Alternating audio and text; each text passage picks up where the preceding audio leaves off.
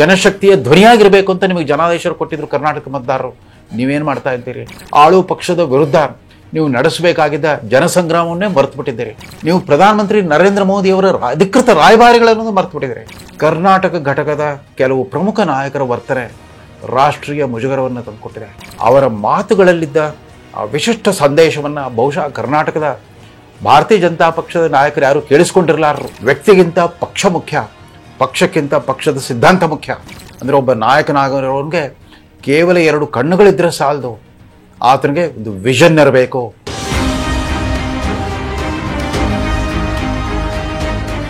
ಹೊಸದಕ್ಕಿಂತ digital ಸುದ್ದಿವಾಹಿನಿಯ ರೇಷ್ಮೆ ರಾಜನೀತಿ ದೈನಂದಿನ ವಿಶ್ಲೇಷಣೆಗೆ ಸುಸ್ವಾಗತ. ರಾಜ್ಯ ಭಾಜಪಕ್ಕೆ ನೆನಪಿರಲಿ ನಿತಿನ್ ಗಡ್ಕರಿ ನೀತಿ ಪಾಠ. ರಾಜ್ಯ ಭಾಜಪ ನಾಯಕರಿಗೆ ನೆನಪಿರಲಿ ನಿತಿನ್ ಗಡ್ಕರಿಯ ನೀತಿ ಸೂತ್ರಗಳು. ಇವತ್ತು ರಾಜ್ಯಾಧ್ಯಕ್ಷತೆಗೋಸ್ಕರ ಬಾದಿ ಬೀದಿಯಲ್ಲಿ ಬಡದಾಡ್ತಾ ಇರೋ ಭಾರತೀಯ ಜನತಾ ಪಕ್ಷದ ಕರ್ನಾಟಕ ಘಟಕದ ನಾಯಕರ ವರ್ತನೆಯನ್ನು ನೋಡಿದ್ರೆ, ಸಾರ್ವಜನಿಕ ನಡವಳಿಕೆಯನ್ನು ನೋಡಿದ್ರೆ, ಭಾಜಪದ ಅತ್ಯಂತ ಕಟ್ಟ ಬೆಂಬಲಿಗರಿಗೂ ಕೂಡ ಕಣ್ಣೀರು ಬರುವಂತಾಗುತ್ತೆ. ಕಣ್ಣೀರಲ್ಲ, ಸಿಟ್ಟು ಬರ್ತಾ ಇದೆ, ನೈತಿಕ ಆಕ್ರೋಶ ಹೊರಹೊಮ್ಮತಾ ಇದೆ. ಇವರ ಸಾರ್ವಜನಿಕ ನಡವಳಿಕೆ, ಬಹಿರಂಗ ಹೇಳಿಕೆಗಳು ಮತ್ತು ಪರಸ್ಪರರ ನಡುವಿನ ಅತ್ಯಂತ ಕೇಳು ಮಟ್ಟದ ವಾಗ್ವಾದಗಳು, ವಾಗ್ಬಾಣಗಳನ್ನು ನೋಡಿದಾಗಲೆಲ್ಲ ಇದೇ ನರೇಂದ್ರ ಮೋದಿಯ ಪ್ರತಿನಿಧಿಗಳು ಇವರೇನಾ? ಅಟಲ್ ಬಿಹಾರಿ ವಾಜಪೇಯಿ, ಲಾಲ್ ಕೃಷ್ಣ ಅದ್ವಾನಿಯವರಂಥ ಮಹಾನ್ ನಾಯಕರ ನೆರಳಲ್ಲಿ ಬೆಳೆದಿರೋ ನಾಯಕರು ಇಷ್ಟೇನಾ? ಅವರ ಗುಣಮಟ್ಟ ಇಷ್ಟೇನಾ ಅನ್ನೋ ಪ್ರಶ್ನೆಗಳು ಕಾಡುವಂಗಾಗ್ಬಿಟ್ಟಿದೆ. ಈ ಭಾರತೀಯ ಜನತಾ ಪಕ್ಷ ಅನ್ನೋ ಒಂದು ರಾಜಕೀಯ ಘಟಕಕ್ಕೆ ತಲೆತಲಾಂತರಗಳಿಂದ ಸೈದ್ಧಾಂತಿಕ ಸ್ಫೂರ್ತಿಯನ್ನು ಕೊಡ್ತಾ ಬಂದಿರೋ ರಾಷ್ಟ್ರೀಯ ಸ್ವಯಂ ಸೇವಕ ಸಂಘದ ಅನೇಕ ಸಮರ್ಪಣಾ ಭಾವದ ಹಿರಿಕಿರಿಯ ನಾಯಕರುಗಳಿಗೆಲ್ಲ ಭ್ರಮನಿರಸುವೆ ಗ್ಯಾರಂಟಿ ಅಂತ. ಭಾರತೀಯ ಜನತಾ ಪಕ್ಷದ ಕರ್ನಾಟಕ ಘಟಕದ ಗ್ಯಾರಂಟಿ ಅಂತಂದರೆ ನಿರಾಸೆ, ಭ್ರಮನಿರಸನ ಮತ್ತು ಅಗಾಧವಾದ ನೈತಿಕ ಸಿಟ್ಟು ಮತ್ತು ಆಕ್ರೋಶ. ಇದನ್ನು ಹೊರತುಪಡಿಸಿ ಇನ್ನೇನೂ ಮಾಡೋಕ್ಕಾಗಿಲ್ಲ. ಅದರಲ್ಲೂ ವಿಶೇಷವಾಗಿ 2023 ಅಸೆಂಬ್ಲಿ ಚುನಾವಣೆಯಲ್ಲಿ ಅಧಿಕಾರ ಕಳ್ಕೊಂಡು ವಿರೋಧ ಪಕ್ಷಕ್ಕೆ ಸ್ಥಾನಕ್ಕೆ ಬಂದಾಗಿನಿಂದ ಇಲ್ಲಿನ ಭಾರತೀಯ ಜನತಾ ಪಕ್ಷದ ರಾಜ್ಯ ಘಟಕ ಒಂದು ಪಕ್ಷವಾಗಿ ಕೆಲಸ ಮಾಡ್ತಾನೇ ಇಲ್ಲ. ಇದೊಂಥರ ವಿವಿಧ ರೀತಿಯ ಪಕ್ಷಪಾತಿಗಳ ಒಂದು ದೊಡ್ಡ ಅಖಾಡವಾಗೋಗ್ಬಿಟ್ಟಿದೆ, ಬಹಿರಂಗ ಕುಸ್ತಿಯ ಅಖಾಡವಾಗೋಗ್ಬಿಟ್ಟಿದೆ. ಇಲ್ಲಿ ಜಾತಿ ಪಕ್ಷಪಾತ, ಸ್ವಜನ ಪಕ್ಷಪಾತ, ಗುಂಪುಗಾರಿಕೆ, ಒಂದು ವಿವಿಧ ಬಣಗಳ ನಡುವಿನ ಬಹಿರಂಗ ಸಂವಾದ, ಸಂಘರ್ಷ, ಪರಸ್ಪರ ಬೈಗಳು, ನಿಂದನೆ, ಗೇಲಿ ಮಾತು ಇವೆಲ್ಲ ತೀರಾ ಬಯಲಿಗೆ ಬಂದ್ಬಿಟ್ಟು ಇದೊಂದು ಅಸಹನೀಯವಾದ ಪ್ರಜಾಪ್ರಭುತ್ವಕ್ಕೆ, ಪ್ರಜಾಪ್ರಭುತ್ವದ ಮೌಲ್ಯಗಳಿಗೆ ಅಪಚಾರ ಬಗೆಯುವಂಥ ಒಂದು ಕೆಟ್ಟ ಮಾದರಿ ಅನಿಸ್ಕೊಂಡ್ಬಿಟ್ಟಿದೆ.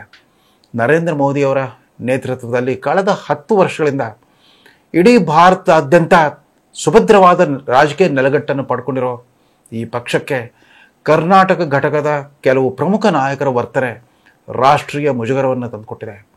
ಇವರೆಲ್ಲ ವಾಜಪೇಯಿ ಮತ್ತು ಅದ್ವಾನಿ ಅಂತ ಹಿರಿಯ ನಾಯಕರ ಆದರ್ಶಗಳನ್ನು ಪಾಲಿಸೋದಿರಲಿ, ಇನ್ನೂ ನಮ್ಮೊಡನೆ ಸಕ್ರಿಯವಾಗಿದ್ದಾರೆ. ನರೇಂದ್ರ ಮೋದಿ ಅವರ ಮಂತ್ರಿಮಂಡಲದ ಅತ್ಯಂತ ಸಮರ್ಥ ಮತ್ತು ದಕ್ಷ ಆಡಳಿತಗಾರರ ಪೈಕಿ ಒಬ್ಬರಾಗಿರೋ ನಿತಿನ್ ಗಡ್ಕರಿಯವರು ಪಕ್ಷದ ನಾಯಕತ್ವಕ್ಕೆ ಕುರಿತಂತೆ, ಪಕ್ಷ ನಿಷ್ಠೆಗೆ ಕುರಿತಂತೆ ಹೇಳಿದ ಮಾತುಗಳನ್ನು ಇವತ್ತಿವರಿಗೆ ನೆನಪಿಸಲೇಬೇಕಾಗಿದೆ.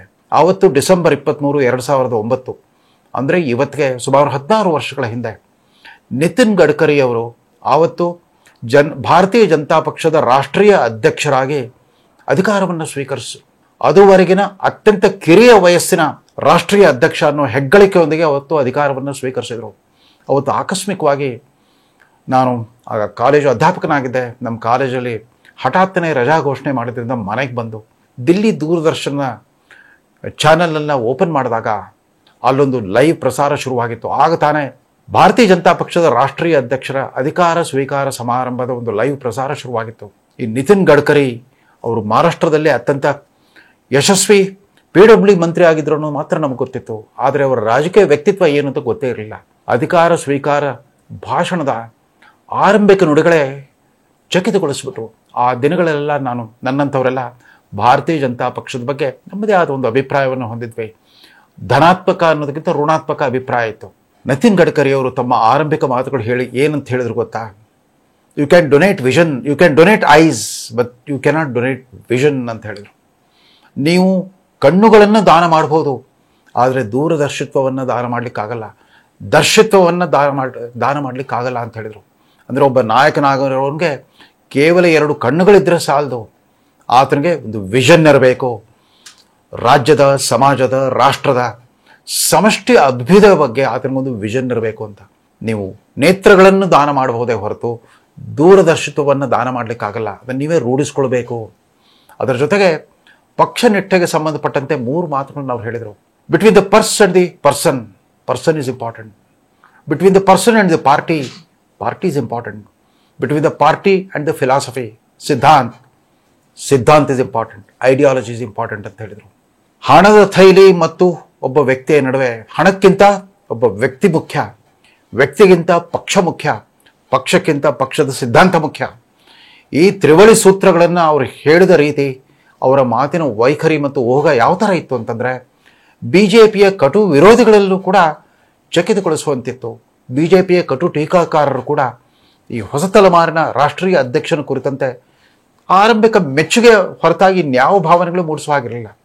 ನಿತಿನ್ ಗಡ್ಕರಿಯವರು ಸುದೀರ್ಘ ಕಾಲದಿಂದ ABVP ಕಾರ್ಯಕರ್ತರಾಗಿ, ಮಹಾರಾಷ್ಟ್ರದ ಪ್ರದೇಶ ಘಟಕದ ಅಧ್ಯಕ್ಷರಾಗಿ, ಮಹಾರಾಷ್ಟ್ರದಲ್ಲಿ ಶಿವಸೇನಾ ಮತ್ತು ಭಾರತೀಯ ಜನತಾ ಪಕ್ಷದ ಸಮ್ಮಿಶ್ರ ಸರ್ಕಾರವಿದ್ದಾಗ ಅತ್ಯಂತ ಯಶಸ್ವಿ, ಅತ್ಯಂತ ಕ್ರಿಯಾಶೀಲ ಲೋಕೋಪಯೋಗಿ ಸಚಿವರಂತ ಹೆಗ್ಗಳಿಕೆ ಪಡ್ಕೊಂಡಂಥ ನಿತಿನ್ ಗಡ್ಕರಿ ಕಳೆದ 11 ವರ್ಷಗಳಿಂದ ನಿರಂತರವಾಗಿ ಅತಿ ಸುದೀರ್ಘ ಕಾಲ ಭೂ ಸಾರಿಗೆ ಮತ್ತು ಹೆದ್ದಾರಿ ಸಚಿವರಾಗಿ ಮುಂದುವರಿತಾ ಇರೋ ಆ ಯಶಸ್ವಿ ಆಡಳಿತಗಾರ ನಿತಿನ್ ಗಡ್ಕರಿಯವರು ಪಕ್ಷದ ರಾಷ್ಟ್ರೀಯ ಅಧ್ಯಕ್ಷರಾದಾಗ ಅವರ ನಿಕಟಪೂರ್ವ ಅಧ್ಯಕ್ಷರು ರಾಜನಾಥ್ ಸಿಂಗ್ ಅವರೇ ಇದ್ದರು.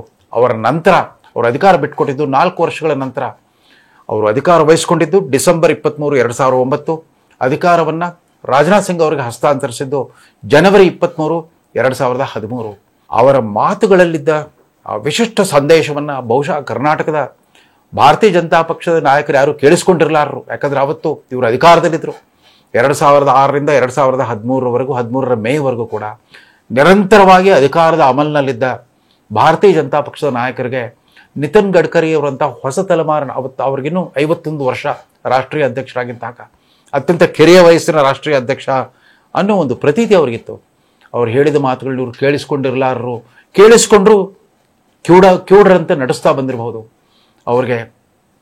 ಅದರಿಂದ ಇವತ್ತು ರಾಜ್ಯಾಧ್ಯಕ್ಷ ಯಾರಾಗಬೇಕು, ಅಥವಾ ಪ್ರಸಕ್ತ ರಾಜ್ಯಾಧ್ಯಕ್ಷರೇ ಮುಂದುವರಿಬೇಕು, ಅಥವಾ ಅವ್ರನ್ನ ತೆಗೆದುಹಾಕಬೇಕು, ಅವ್ರ ಬದಲಿಗೆ ಇನ್ಯಾರನ್ನ ಅಧ್ಯಕ್ಷರನ್ನಾಗಿ ಮಾಡಬೇಕು ಅನ್ನೋ ನಡೀತಿರೋ ಈ ಬಹಿರಂಗ ಜಟಾಪಟಿಯಲ್ಲಿ ಕೇವಲ ಅಲ್ಲಿ ವ್ಯಕ್ತಿಗಳ ಬಗ್ಗೆ ಚರ್ಚೆ ಆಗ್ತಾ ಇದೆ, ಕೇವಲ ಬಣಗಳ ಬಗ್ಗೆ ಚರ್ಚೆ ಆಗ್ತಾ ಇದೆ ಹೊರತು ಎಂಥ ವ್ಯಕ್ತಿ, ಜಾತಿಗಳ ಬಗ್ಗೆ ಚರ್ಚೆ ಆಗ್ತಾ ಇದೆ ಹೊರತು ಎಂಥ ವ್ಯಕ್ತಿ ರಾಜ್ಯಾಧ್ಯಕ್ಷನಾಗಲಿಕ್ಕೆ ಯೋಗ್ಯ ಅಂತ ಯಾರೂ ಚರ್ಚೆ ಮಾಡ್ತಾ ಇಲ್ಲ. ಇವತ್ತಿನ ಅತ್ಯಂತ ಸಂಕಷ್ಟ ಪರಿಸ್ಥಿತಿಯಲ್ಲಿ, ಅಂದರೆ ಕರ್ನಾಟಕದ ಮಟ್ಟಿಗೆ ಭಾರತೀಯ ಜನತಾ ಪಕ್ಷ ಸುಸ್ಥಿತಿಯಲ್ಲಿಲ್ಲ.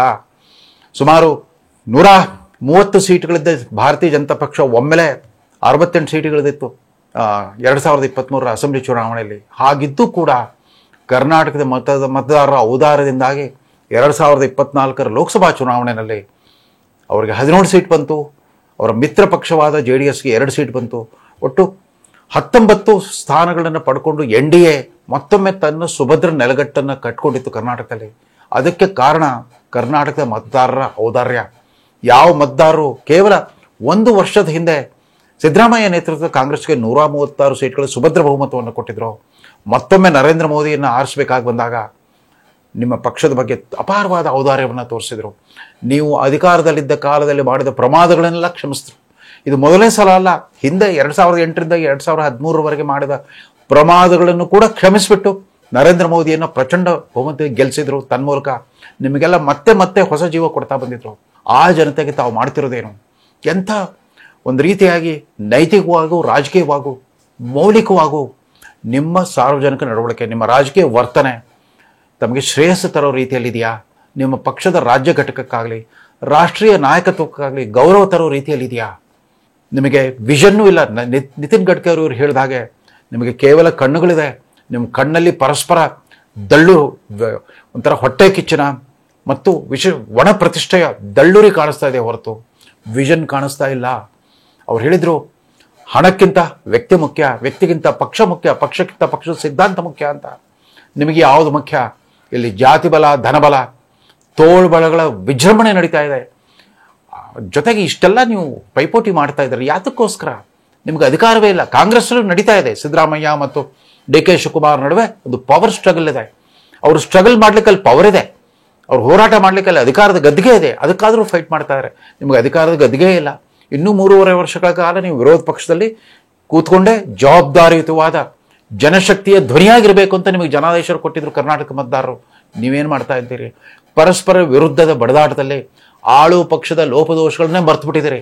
ಆಳು ಪಕ್ಷದ ವಿರುದ್ಧ ನೀವು ನಡೆಸಬೇಕಾಗಿದ್ದ ಜನಸಂಗ್ರಾಮವನ್ನೇ ಮರ್ತು ಬಿಟ್ಟಿದ್ದೀರಿ. ಅದಷ್ಟೇ ಅಲ್ಲ, ಅಖಿಲ ಭಾರತ ಮಟ್ಟದಲ್ಲಿ ನೀವು ಒಂದು ಅಧಿಕಾರಸ್ಥ ಪಕ್ಷ, ಅಧಿಕಾರಾರೂಢ ಪಕ್ಷ ಅನ್ನೋದು ಕೂಡ ಮರ್ತು ಬಿಟ್ಟಿದ್ದೀರಿ. ನೀವು ಪ್ರಧಾನಮಂತ್ರಿ ನರೇಂದ್ರ ಮೋದಿ ಅವರ ಅಧಿಕೃತ ರಾಯಭಾರಿಗಳನ್ನೋದು ಮರ್ತು ಬಿಟ್ಟಿದ್ದೀರಿ. ಅದ್ರ ಬದಲು ಇಲ್ಲೇ ಬೀಜಗಳು ಪರಸ್ಪರ ಬೀದಿ ಕಾಳಗಕ್ಕೆ ಇಳಿದ್ರೆ ನಿಮ್ಮ ಪಕ್ಷದ ಗತಿ ಏನಾದಿತ್ತು? ಏನೂ ಆಗದೇನೆ ತಮ್ಮ ಜೀವಮಾನವನ್ನೇ ನಿಮ್ಮ ಪಕ್ಷದ ಬೆಳವಣಿಗೆಗಾಗಿ ಸಮರ್ಪಿಸಿಕೊಂಡ್ರು RSS ಮತ್ತು ಇತರ ಸಂಘಟನೆಗಳ ಕಾರ್ಯಕರ್ತರು ಯಾರಿದ್ದಾರೆ ಅವರ ಮನಸ್ಥಿತಿ ಏನಾಗಿರಬೇಕು, ಎಷ್ಟು ನೋವಾಗಿರಬೇಕು, ಎಷ್ಟು ಸಂಕಷ್ಟ ಅನುಭವಿಸ್ತಾ ಇರಬೇಕು. ಆದ್ದರಿಂದಾನೇ ಇವತ್ತಿನ ರೇಷ್ಮೆ ರಾಜನೀತಿಯ ಶೀರ್ಷಿಕೆ ರಾಜ್ಯ ಭಾಜಪಕ್ಕೆ ನಿತಿನ್ ಗಡ್ಕರಿಯ ನೀತಿ ಸಂಹಿತೆಗಳು ನೆನಪಾಗಲಿ ಅಂತ. ದಯವಿಟ್ಟು ನೆನಪಿಸ್ಕೊಳ್ಳಿ. ಆವತ್ತಿನ ಲೈವ್ ವಿಡಿಯೋವನ್ನು ನೋಡಿಬಿಟ್ಟು ನಿತಿನ್ ಗಡ್ಕರಿಯವರು ಪಕ್ಷದ ಕಾರ್ಯಕರ್ತರಿಂದ ನಾಯಕರಿಂದ ಯಾವ ರೀತಿಯ ಆದರ್ಶಗಳನ್ನು ಬಯಸಿದ್ರು ಅನ್ನೋದನ್ನು ಒಮ್ಮೆ ನೆನಪಿಸ್ಕೊಂಡ್ಬಿಟ್ಟು ನೀವು ಹೋರಾಡಿದರೆ ಈ ರಾಜ್ಯಾಧ್ಯಕ್ಷರ ಚುನಾವಣೆ ಬೇರೆ ನಡೀತಾ ಇದೆ ಅಂತ. ಅಕಸ್ಮಾತ್ ಚುನಾವಣೆ ಆದರೂ ನಡೀಲಿ, ನಾಮಕರಣವಾದರೂ ನಡೀಲಿ, ಎಂಥ ವ್ಯಕ್ತಿ ರಾಜ್ಯಾಧ್ಯಕ್ಷನಾಗಬೇಕು ಅಂತಂದರೆ ಆತನ ಯೋಗ್ಯತೆ, ಅರ್ಹತೆ ಮತ್ತು ಸಾಮರ್ಥ್ಯ ಎಂಥದ್ದು ಅನ್ನೋದ್ರ ಬಗ್ಗೆ ಚರ್ಚೆ ಮಾಡಬೇಕು ಹೊರತು ಯಾವ ಜಾತಿನೂ ಆಗಬೇಕು, ಯಾರ ಮಗ ಆಗಬೇಕು ಅಥವಾ ಯಾರ ಮಗ ಆಗಕೂಡ್ದು ಇಂಥದ್ರ ಬಗ್ಗೆ ಚರ್ಚೆ ಆಗಬಾರ್ದು. ವ್ಯಕ್ತಿಗತ ಪ್ರತಿಷ್ಠೆಗಿಂತ ನಿಮ್ಮ ಪಕ್ಷದ ಸಮಗ್ರ ವ್ಯಕ್ತಿತ್ವ ಮುಖ್ಯ ಅನ್ನೋದನ್ನು ಗಮನದಲ್ಲಿ ಇಟ್ಕೊಂಡ್ಬಿಟ್ಟು ಇಲ್ಲಿನ ಅಧಿಕಾರಾರೂಢ ಕಾಂಗ್ರೆಸ್ ಪಕ್ಷದ ಹಲವಾರು ಲೋಪದೋಷಗಳು, ಭ್ರಷ್ಟಾಚಾರ ಆರೋಪಗಳು ಇತ್ಯಾದಿಗಳ ವಿರುದ್ಧ ಹೋರಾಡೋದ್ರ ಜೊತೆಗೆ ಕಳೆದ 10 ವರ್ಷಗಳಿಂದ ನಿರಂತರವಾಗಿ ಇಡೀ ರಾಷ್ಟ್ರವನ್ನು ಆಳ್ತಾ ಬಂದಿರೋ ನರೇಂದ್ರ ಮೋದಿ ಮತ್ತು ಅವರ ಸಚಿವ ಸಂಪುಟದ ಕಾರ್ಯಕ್ರಮಗಳ ಬಗ್ಗೆ, ಕಾರ್ಯವೈಖರಿ ಬಗ್ಗೆ, ಆಡಳಿತದ ಸಾಧನೆಗಳ ಬಗ್ಗೆ ಜನತೆಗೆ ಸಂದೇಶ ಮುಟ್ಟುವಂಥ ಕೆಲಸದಲ್ಲಿ ತೊಡಗಿಸ್ಕೊಳ್ಳಿ ಅಂತ ಅತ್ಯಂತ ಕಳಕಳಿಯಿಂದ ಅರಿಕೆ ಮಾಡ್ಕೊಳ್ತಾ ಈ ಸಂಚಿಕೆಯನ್ನು ಮುಗಿಸ್ತಾ ಇದ್ದೇನೆ. ನಮಸ್ಕಾರ.